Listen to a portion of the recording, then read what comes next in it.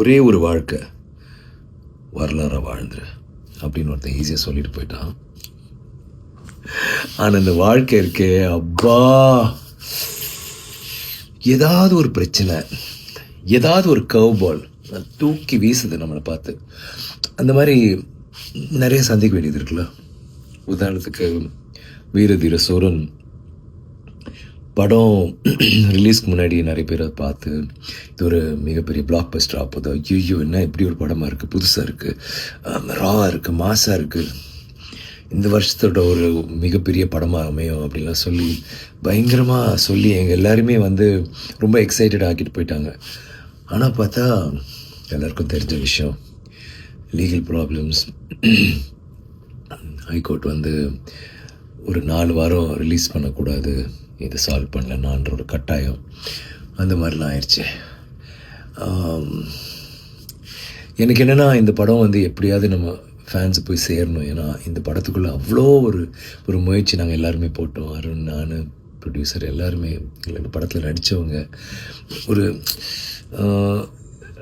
ரொம்ப நாள் பிறகு எனக்கு என் ஃபேன்ஸுக்காக ஒன்று பண்ணணும், ராவாக ரஸ்டிக்காக ஒரு, ஆனால் மாசாக இருக்கணும், ரொம்ப ரியலாக இருக்கணும், ஒரு புதுசாக ஒன்று ட்ரை பண்ணலாமேன்னு ட்ரை பண்ணிட்டு தான் இது பண்ணோம். ஸோ அது வராத பட்சத்தில் ரொம்ப கஷ்டமாக இருந்துச்சு.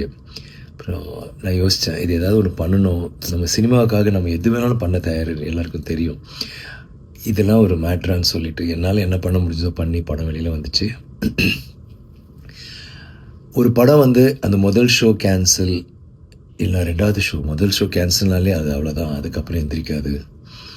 ஆனால் எங்கள் படத்துக்கு வந்து 2 ஷோ கேன்சல் ஆகி சாயந்தரம் தான் வந்துச்சு. அந்த ஃபஸ்ட் டே ட்ரான்னு ஒன்று இருக்குல்ல, அது வந்து கண்டிப்பாக பாதிக்கப்பட்டுச்சு.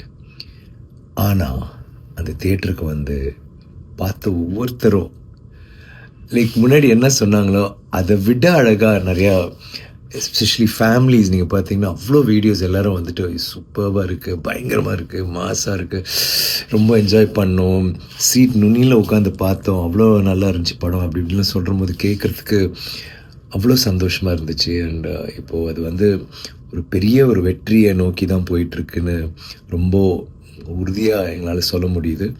அதை நினச்சி பார்க்கும்போது எனக்கு நன்றி மட்டும்தான் எனக்கு உள்ளே தோணுது. உங்களுக்கு நன்றி சொல்லணும். இந்த படம் வந்து உங்களுக்காக பண்ண படம். இது வந்து நாங்கள் நினச்சது நடந்துச்சு, சேர வேண்டிய இடத்துல சேர்ந்துட்டுருக்குன்னு நினைக்கிறபோது ரொம்ப சந்தோஷமாக இருக்குது. வீரதீர சூரன் வந்து பார்த்தவங்களாம் என்ஜாய் பண்ணியிருப்பீங்க, பார்க்காதவங்க பார்ப்பீங்கன்னு நம்புகிறேன். தேங்க்யூ.